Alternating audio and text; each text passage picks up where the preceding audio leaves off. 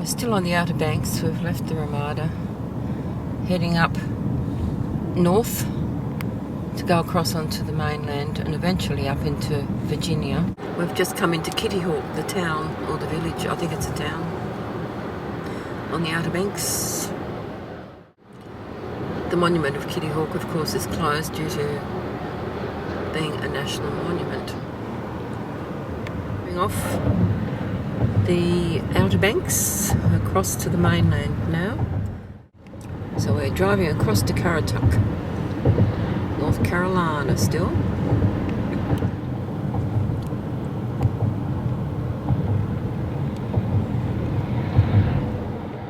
So we've crossed the Albemarle Sound, almost back on the mainland.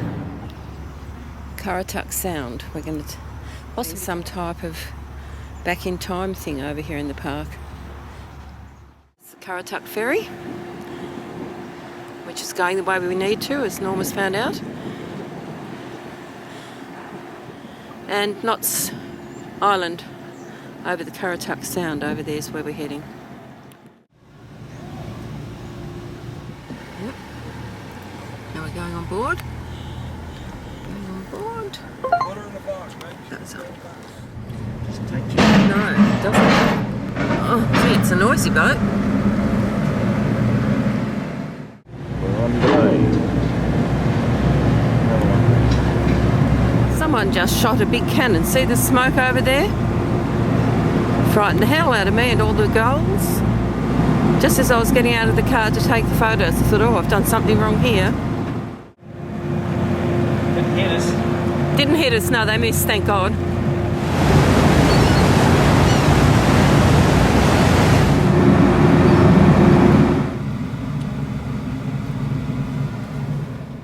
We're about to go off and up the bump. Oh, that sounded good. More soybeans. Driving along the Marsh Causeway. The marsh has opened up into a big waterway. How's this for a mansion complete with white, amazing car out the front? This was what you would call a pumpkin patch in anybody's language. We're driving into Virginia Beach. Virginia Beach, but it's been affected by storms. Sand's been washed right up and over the top of the walkway. Like that. It's been pretty wildy weather. See all the sand of the beach still heaped up. I think they're in the process of pushing it back again. There's a long pier out there. We might be able to go out on, I'm not sure. Anyway, it's a much nicer looking day now. Got the gulls. Lots of sand. All stacked up. Enjoyed lunch at the Chicks Bar and Grill on the beach. Now heading towards the first landing park, which is a state park, so we might even get in. First landing spot is a campground, but we've been given permission to drive through. Managed to get our way into the military establishment at the first landing site. They've made it into a military base, so you have to go through all sorts of hoops and jump ropes and everything. That's the new lighthouse at Fort Story. We've passed on the opportunity to climb up to the top of that one today, but that's the old Cape Henry Lighthouse. It's a container ship off the coast.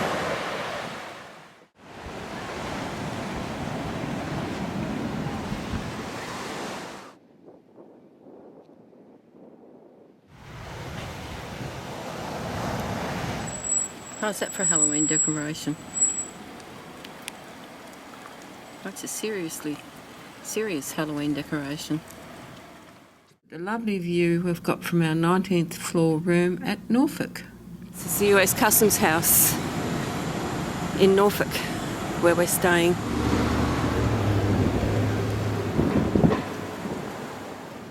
We're up there at the Marriott. Customs House is this one. And it's starting to rain. I'm getting decidedly damp. Bugger. And the Virginia Club.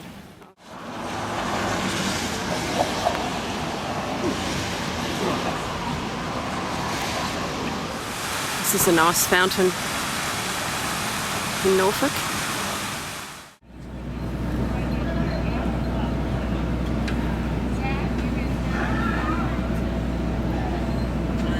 There are ships.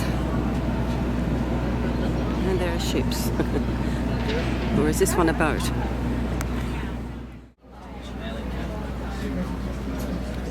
To our right, the city of Portsmouth, Virginia. If you will look slightly back to your right, you will see a huge complex of buildings along the Portsmouth waterfront. Those buildings are all part of the Portsmouth Naval Hospital, the tallest of the buildings, completed in 1960. To our left, the ship in dry dock is the lead ship of the class. That's LHD-1, the USS Wasp, built in Ingalls Shipyard in Pascagoula, Mississippi. She was commissioned back in 1989. There are 8 ships like this in service, and they are considered the largest amphibious assault ships in the world. We're getting ready to make a turn, so we'll be outbound on the Elizabeth River. This will eventually lead us into a body of water called Hampton Road.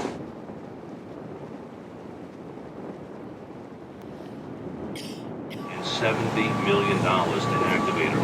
A lot of that money went to modernize Wisconsin. After all, this is a World War II era battleship. A lot of the money went to new weapons systems. Aboard the Iowa-class ships when they were recommissioned were the big guns. 3 ships in that yard ahead of us to our left are the Cape Rise, Cape Race, and Cape Ray. You may notice that all 3 ships have red, white, and blue bandings around their stacks. It would denote or indicate these are government-owned cargo ships that are under the jurisdiction of the Federal Maritime Administration. Walls painted white in color. Directly to our right, Fort Norfolk. That fort was financed and constructed by the citizens of Norfolk. It went into operation in the year of 1810 and used during the War of 1812 and served as Norfolk's secondary line of defense against a British invasion, which did take place in that conflict. The invasion for this region came in the year of 1813. At that time, the British sailed part of their fleet into Hampton Roads. As they approached the mouth of the Elizabeth River, they were engaged by American forces at Coney Island, which lies in the distance just ahead of us. The Americans defeated the British at Coney Island. If they had failed, the fort back to our right would have been used as part of their secondary line of defense. But in the War of 1812, the British never made it this far up the Elizabeth River. After the British were defeated at Coney Island, they sailed back out of Hampton Roads. On their way out, they shelled and burned the city of Hampton, Virginia. Then they turned north up the Chesapeake Bay, where they later shelled and burned Washington, D.C.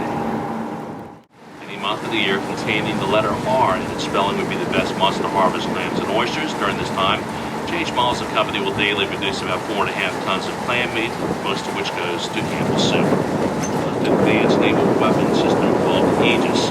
Over 60 of them in operation. Today's Navy will be looking at several ships identical to the 2 the naval station a little later. The ships are on our right, by the way. Number 98 is the USS Forrest Sherman. To our left, hull number 74 is the USS McFall.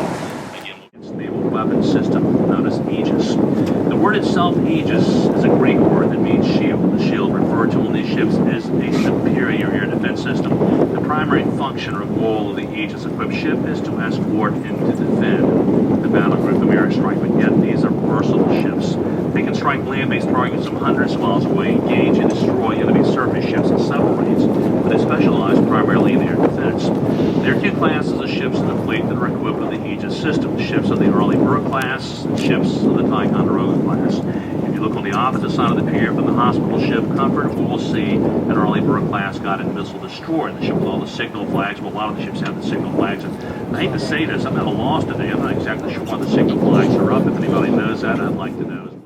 They had the ability of actually ballasting that ship below the surface of the water, which allowed them to float the coal right over top of the lift ship, just as if they were putting the coal in a floating dry dock. So once they had the coal positioned over the keel blocks, they pumped the ballast on the lift ship, which serviced with the coal suspended on the large flat deck area. Operated over 7.5 tons of recycled steel from the World Trade Center Ground Zero that was incorporated in the bow stem on the USS New York when that ship coming into view. Ahead of us is CDN 77. That's the USS George H.W. Bush, named for George Bush Sr. So the Navy classified carriers that are over 1,000 foot in length as super carriers, and all 10 of the Nimitz class ships are the same. These ships are 1,092 foot in length. The extreme widths abreast of their flight decks are 252 feet. From the bottom of their keels to the tops of their masts, the equivalent of at least a 24-story building. Structure on the flight deck of these ships is called the island. It's where most of their operations are controlled. And on the island of the Theodore Roosevelt, she'll bear the hull number 71, which would tell us she was the 71st consecutively planned aircraft carrier for the United States Navy. The flight deck on a Nimitz carrier covers an area of 4.56 acres.